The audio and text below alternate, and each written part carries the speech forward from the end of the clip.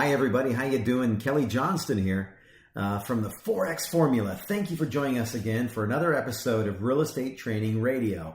I'm so thankful that you're here with us today.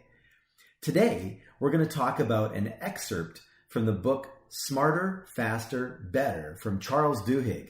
Great insights on how we process and make decisions and where we normally focus to get the information that we need and where we should focus our attention. Hi, I'm Kelly Johnston, founder of the Forex Formula, and the big question is this: how are real estate agents like us able to create a constant stream of commissions and a constant stream of leads while enjoying life, without wasting big budgets on branding, without working crazy hours, without worrying where the next deal's coming from in today's real estate market? This podcast is here to reveal the answers. So this is going to be coming from page 195 of the book Smarter, Faster, Better, written by Charles Duhigg. The book is talking about, in this part of the book, about assumptions that we tend to make when we're analyzing or learning. Over time, we build up more information that helps in our decision-making, estimation, assumptions, and general practice in our day-to-day lives or business. And we take that information that we have available to us and we start to formulate conclusions. That's a natural thing that we all do. This is how human nature works. But how do successful thinkers work? So this is from the book. So how do we get to the right assumptions? By making sure we are exposed to a full spectrum of experiences. Our assumptions are based on what we've encountered in life, but our experiences often draw on biased samples. In particular, we're more likely to pay attention to or remember successes and forget about failures. Many of us learn about the business world, for instance, by reading newspapers or magazines. We most frequently go to busy restaurants and see the most popular movies. The problem is that such experiences disproportionately expose us to success. Newspapers and magazines tend to devote more coverage to startups that have acquired like $1 billion and less to the hundreds of similar companies that went bankrupt. We hardly notice empty restaurants on our way to our favorite crowded pizza place. We become trained, in other words, to notice success.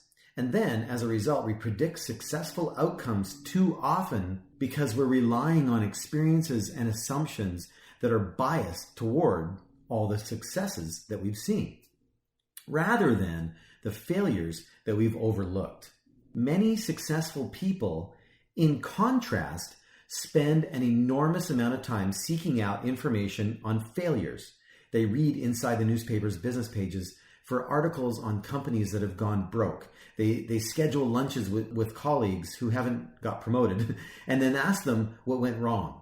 They request criticisms alongside praise at annual reviews. They scrutinize their credit card statements to figure out why, precisely, they haven't saved as much money as they'd hoped. They pick over their daily missteps when they get home, rather than allowing themselves to forget all the small errors. They ask themselves why a particular call didn't go as well as they'd hoped for, or if they could have spoken more succinctly at a meeting. We all have a natural proclivity to be optimistic, to ignore our mistakes and forget others' tiny errors. But making good predictions relies on realistic assumptions, and those are based on our experiences. And if we pay attention only to the good news, we're handicapping ourselves. The best entrepreneurs, they are acutely conscious of the risks that come from only talking to people who have succeeded, said Don Moore, the Berkeley professor who participated in the GJP and who also studies the psychology of entrepreneurship. They are obsessed with spending more time around people who complain about their failures, the kinds of people the rest of us try to avoid. This, ultimately, is one of the most important secrets to learning how to make better decisions. Making good choices relies on forecasting the future. Accurate forecasting requires exposing ourselves to as many successes and disappointments as possible. This is hard because success is easier to stare at, right? People tend to avoid asking friends who were just fired rude questions. We're hesitant to interrogate divorced colleagues about what precisely went wrong. But calibrating your base rate requires learning from both the accomplished and the humbled. So the next time a friend misses out on a promotion, ask them why. The next time a deal falls through, call up the other side to find out what went wrong. The next time you have a bad day or you snap at your spouse, don't simply tell yourself that things will go better next time. Instead, force yourself to really figure out what happened. Then use those insights to forecast more potential futures, to dream up more possibilities of what might occur. You'll never know with 100% certainty how things will turn out, but the more you force yourself to envision potential futures, the more you learn about which assumptions are certain or flimsy, the better your odds are of making a great decision the next time. So that's the end of the portion of the book. So the moral of the story of this whole thing is learn from a guy who's failed more than you and then overcame and succeeded with measurable success. Success based on the right definitions, I would say, using the proper measuring sticks, not what the world wants you to think about success, what real success is. And that's what I'm hoping for you. And that's why I'm doing this podcast. And that's why I've designed the 4X formula. And that's why I've taken all this time to put all this together, because I'm a guy who has failed so much. I've made so many mistakes. I've wasted so much time. I've literally started over 3 separate times from nothing and then built myself up again. And so that's what I'm here to offer you. And this book just kind of reinforces that that's what successful people need to do. If you want to be successful in real estate and you want to learn all the best tactics to get there, don't look at the guy who's already there, who looks like he's got it all together and they're just teaching you things from a place of the superhero. And instead, learn from a guy who's been humbled, who's gone through stuff, who understands what you're going through. And that's me. So that was a little sales pitch for you to keep listening to this podcast. So here we are. Anyway, I'm so happy you're here. I'm so thankful for you. I truly am. And I really am interested in your success. I truly am. That's what I'm here for.